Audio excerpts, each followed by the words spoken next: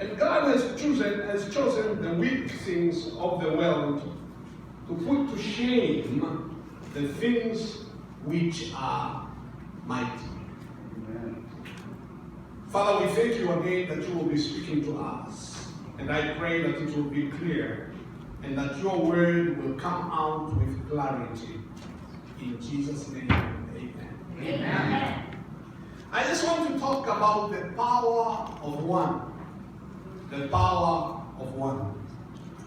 And you know, a lot of times we don't really think that we do have any power, and a lot of times when it's only one person we disregard it, and a lot of times when we don't come from a very great background, we feel like we are not the one that God may use. But I want to talk about that power that God gives a person that he calls. And you know, I'm already encouraged by your testimonies because it's really in line with what I want to talk about. God searches for one. And the person that God searches for him to use, he doesn't have to be as qualified as people would think. You know, when God was looking for Moses thought that God missed the address because he was having a lot of excuses why it was not him. He was not eloquent. He was not a good speaker to start with. And he was saying, oh no. And you know, he thought that maybe God didn't know what he was doing. Because he was saying, you know, I have this problem and I have that problem. But you see, God said, I have called you. And there was a reason that he called Moses, and there was a reason that he wanted to use him. And the main reason was, he said, I have seen and I have heard the cry of my people. When God sees a problem, when God sees a need, right away he looks for someone who can come in and meet that need. Amen. And a lot of times it's you that God will pick. And I know what comes into your mind right away when it's you that God is going to pick. And I know, even if I will tell you God has anointed you, God has called you, you are going to be a mighty man of God, a mighty woman of God. And I know what you will be saying. You say, oh, glorious, you just don't know me. You've got the wrong person. You have got the wrong name. It's not me. But we have read that not so many people that are called, they are wise in the eyes of the people. Not so many people who are called are noble. Not so many people who are called in the world that they look as if they are qualified. You know, we don't talk about Moses only, we can talk about Abraham. When God called Abraham, he came from a very bad background. The father of Abraham was not a believer in God. Yet God picked Abraham out of unbelieving family. You talk about Joseph. Joseph was the youngest in the family. And the background of Joseph was not as you would think of others. You talk about David. David, actually, when they were anointing everybody, it was like, we are done. There's no more else. We don't have any other person. And yet, David was there. And Samuel asked, don't you have any other one? And they said, okay, there's David.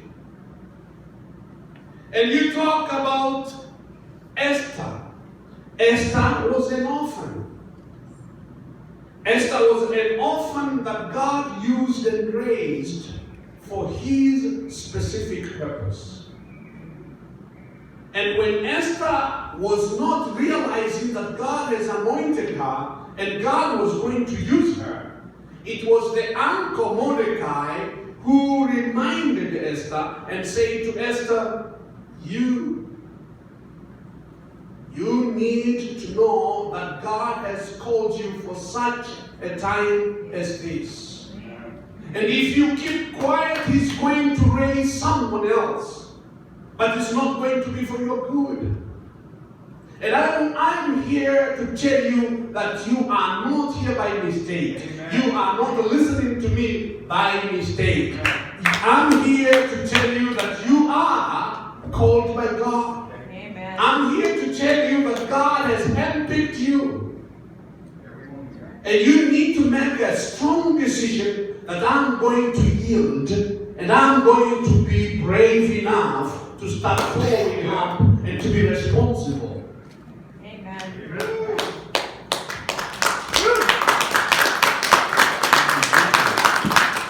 You talk about Paul. Right? You know Paul.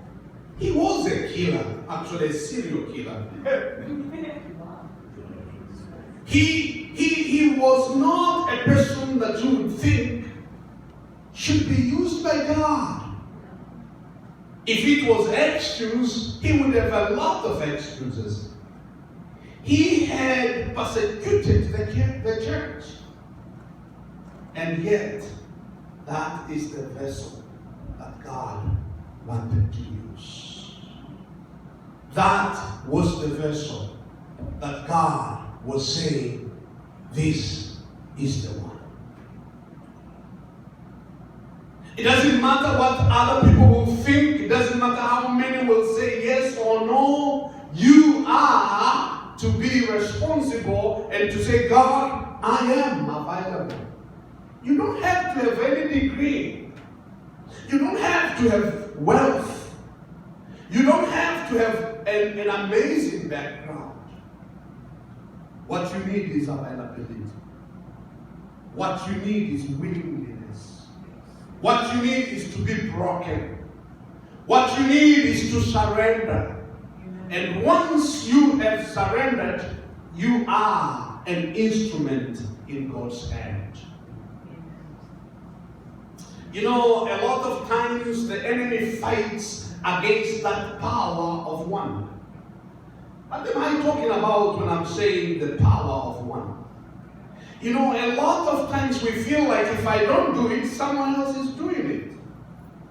If I don't respond, there's someone else who's going to respond.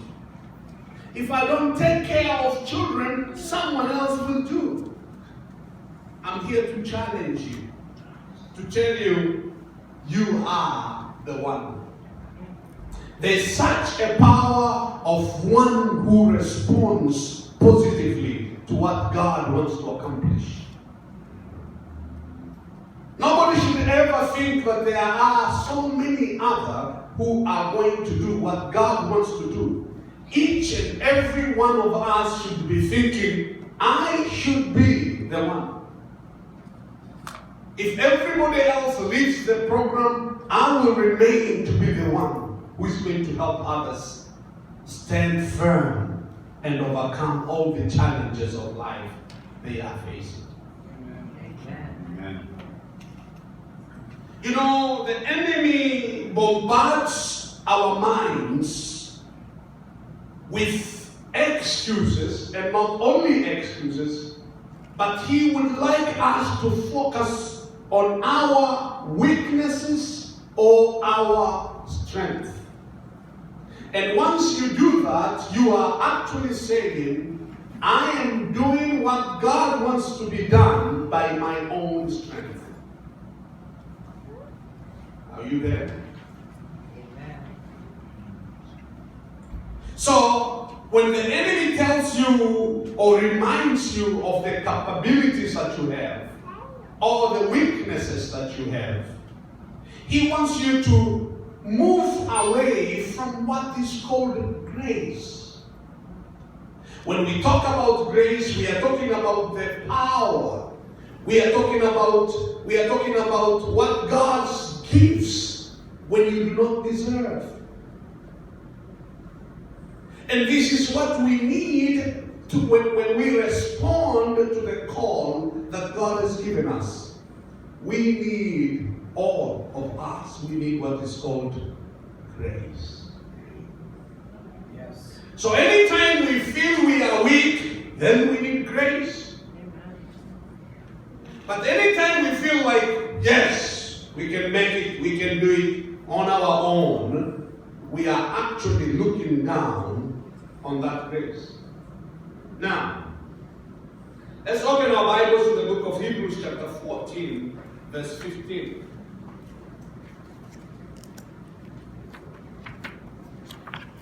Hebrews 14, 15.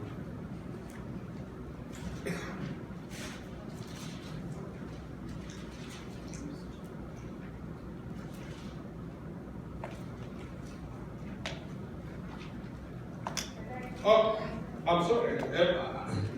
I think I'm still. I think I'm still sleeping.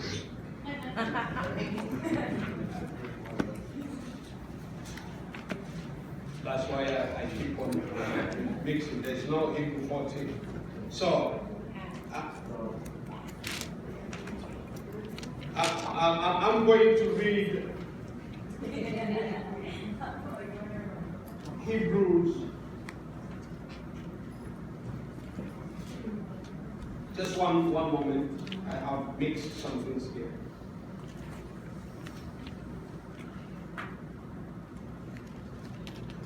Hebrews 12, 14. I'm sorry. Hebrews 12, 14.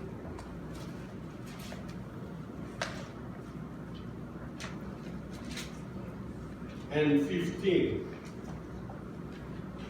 Not 14, 15, 12, 14 to 15. It says, pursue peace with all people and holiness, without which no one will see the Lord.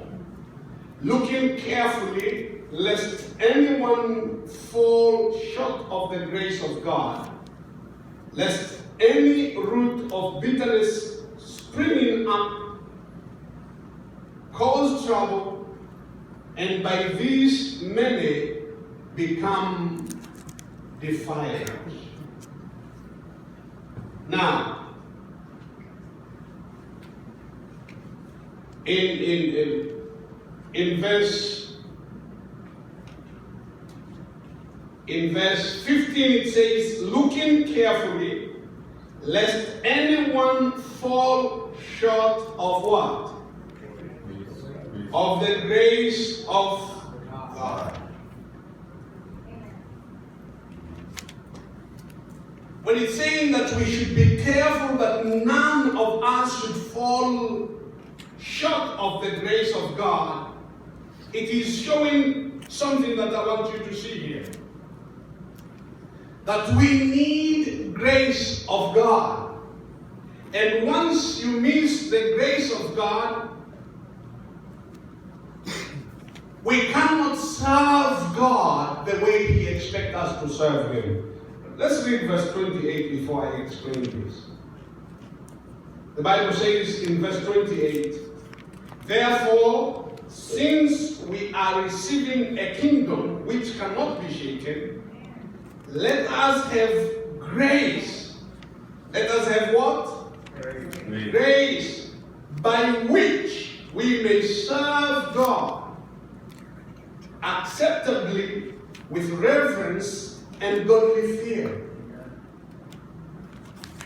It is showing by grace we can serve who? God. With reverence and godly fear. What does it mean? It means anyone who has to answer God's call, he or she needs to understand that I can do nothing on my own.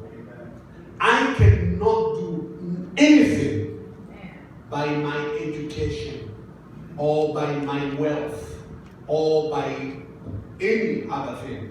I need to totally depend on God. Amen. Amen. Hello? Amen. Preach it, brother. So, there are two things that shows that someone is not walking in the grace once God has called you. Two things. If you want to know that someone has forsaken the grace, two things will come. Number one, a person may be boasting of accomplishments in the ministry. When you hear someone boasting of what he did, I did that, I did this, I did that, I did this, you know the guy or the person has forgotten what? Grace. Yes. There's another sign that the person has forgotten the grace, and that is when we complain.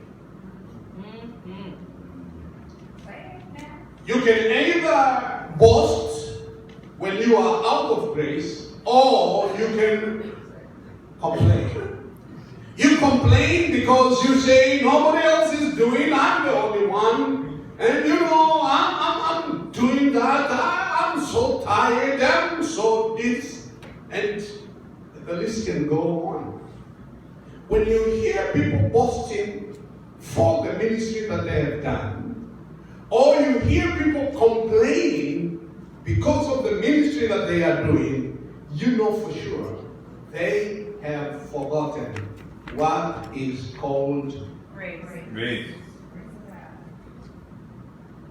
Can you tell your neighbor, we do all we do by the grace of God. Amen. Amen. Amen. Amen. We all need grace. It's not because of who I am. It's not because of my education. God brings us to a place whereby we must all rely on His grace to be able to do anything that we want to do for Him and through Him. Amen. Amen. Amen. Now,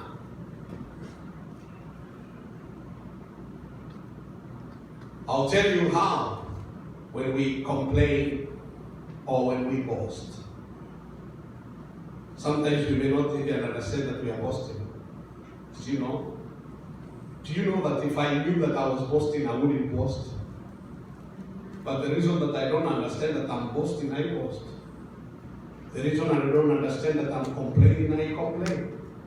And I don't even know that I'm complaining. Do you know what I mean? Yep. But sometimes you complain and it doesn't even click into your mind. I'm complaining. If someone says you are complaining, you actually become mad. What did you say? Me complaining? I'm just explaining my situation. You come up with a very nice word for what you're doing. But listen, when you focus so much about your needs, are you here? Yes. When you focus so much about your needs, about what is lacking, about what you have not, about what has not been done for you, when you focus so much about your problems, do you know what we call that?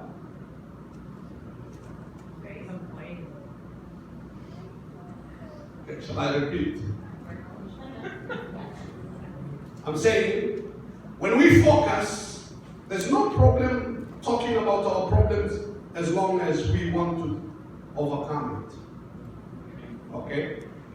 But when we focus so much on our needs, on our problems, when we focus so much on what we lack, and all the time we are only thinking about me and me and me and me, and no, I didn't have this, I couldn't do this, I'm lacking this, I don't have this, I'm having this problem. When you focus so much on your needs, and when you focus so much about yourself, you are actually complaining. Do you get it? Oh, absolutely. Yes. Amen. And or you are actually positive. Hello? Yes. So, the moment we stop crying about ourselves, the moment we stop focusing on us, and we start thinking about others, that's when our own problems end. Amen. Amen.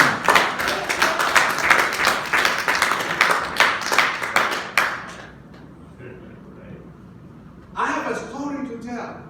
Maybe the time will not allow. You know, I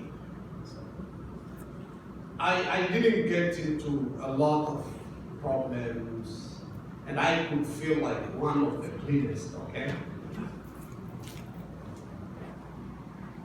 What? I mean, I didn't get into drinking. I didn't get into women. I didn't get into all this stuff. And so I would think I was the cleanest. Mr. Clean. Yeah. And you know, and so I was saved when I was 17. And so I knew the Lord so early. And from the beginning, I knew also that God wants me to serve Him. And so when I was in grade 10, I left the school to go to Bible school. So I didn't even continue with the formal education. I was only in grade 10 when I left the school and I didn't finish. And also part of it was also I couldn't have money to complete my schooling. But listen, God has a way of working with people that He has called. And He doesn't want you to rely on your education. He doesn't want you to rely on your holiness. He doesn't want you to rely on your evil stuff. He doesn't want you to boast on the evil things that you have done. Or He doesn't want you to rely and boast on how clean you have been. It is all by His grace. Yes. Amen. Amen.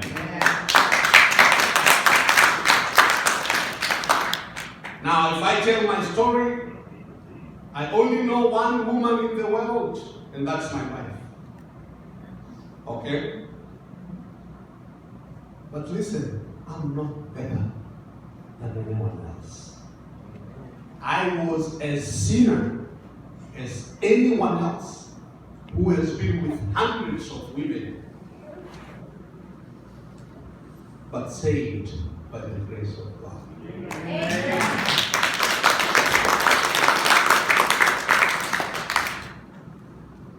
To make the story short, every achievement, every accomplishment that I have accomplished now, God has His hand on it. Amen. Amen. I just received last week, I just received PhD.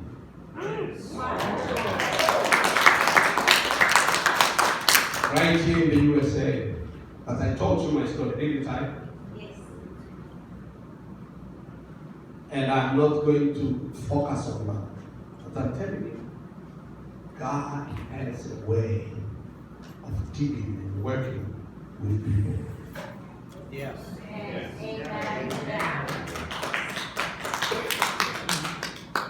I want to encourage you that Jesus has called you. And none of you I see right here is here by chance. Amen. I know some of you are struggling, as you have mentioned here. I heard you talk about your struggles. Listen, if you yield, if you surrender, if you lay it on the cross, He will take over. Amen. If you just say, God, I want you to take over, it's not even going to be a matter of years, a matter of days. It's going to be a matter of now. Amen.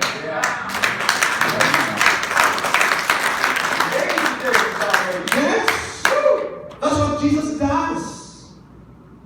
We are not talking about days, we are talking about a moment. We are talking about a miracle that He can do right now, a changed person, a totally transformed person within a minute. Amen. Yes. Unless you have a different Jesus. But if we are talking about Jesus that I know, He has power to transform. He has power to change. He has power to deliver. He has power to set free. Yes. He doesn't need your help.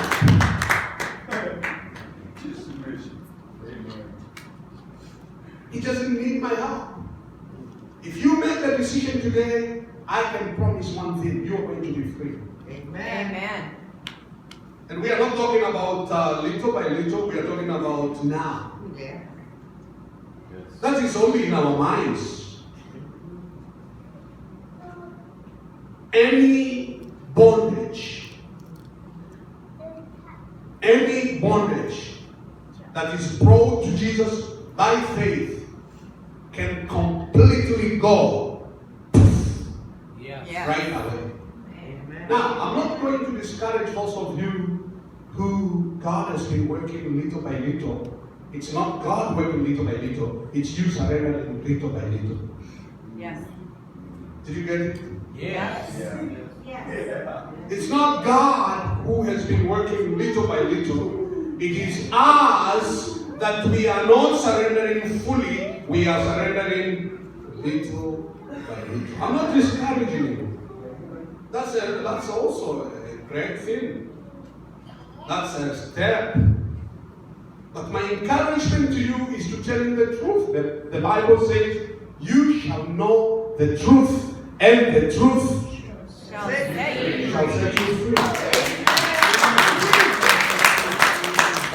If you come to the cross of Jesus Christ with total submission, with total surrender, it will be, boom, a changed life. I have served God. I've been a minister of the gospel for more than 30 years. Amen. And listen, I've seen every kind of addictions falling down. Amen. I've seen every kind of problems and burdens, poof, going in front of my eyes. And I can promise you it will happen to you tonight.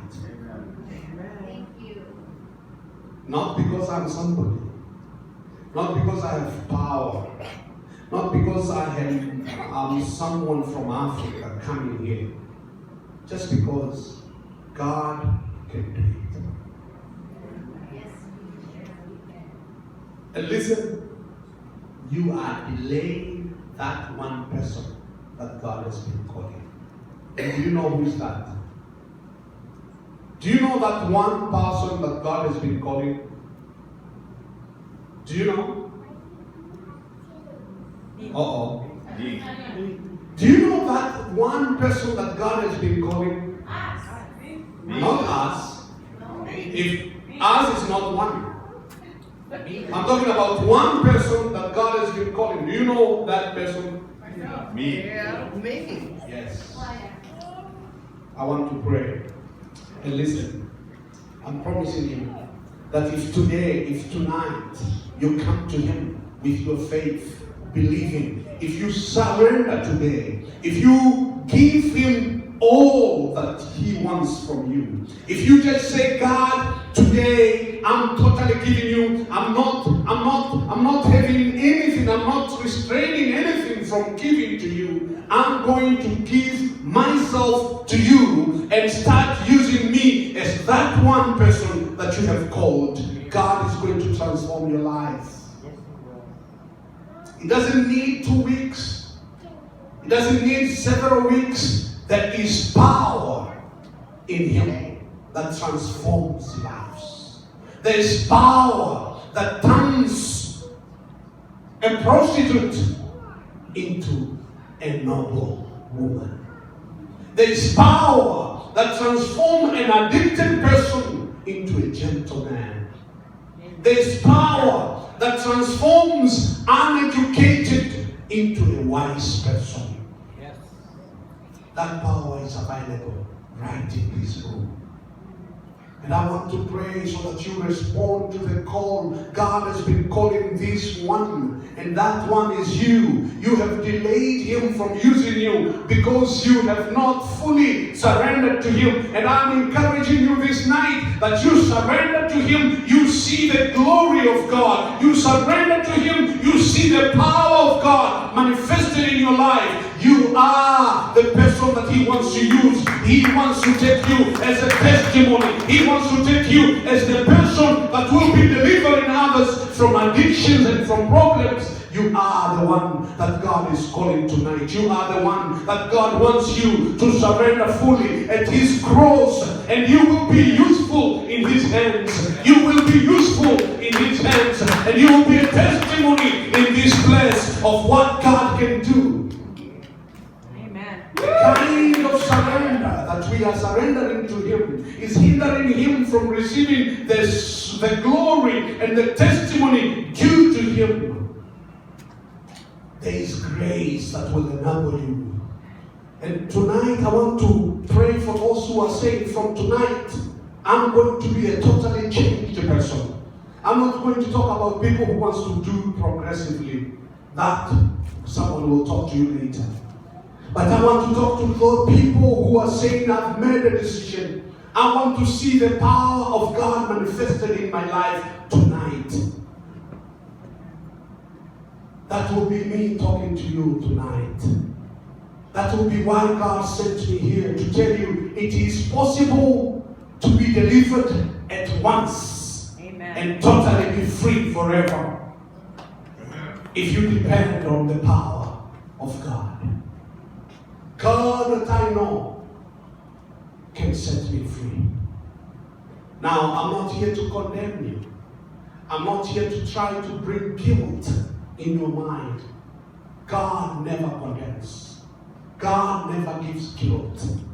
And I'm not here also to say that He cannot help some people progressively and sometimes it may not be, some people it may not be right away. I'm not here to say it's not possible. But I'm here to say a lot of times it's us who are not giving Him chance to change us. It is us who are not fully surrendering. It is not Him who is progressively changing us. It is us who are not yielding fully to Him. We are still holding back. And I'm praying tonight that if you're saying, I want to surrender, it's not going to be about you. It's not going to be you doing it. It's going to be Him doing it.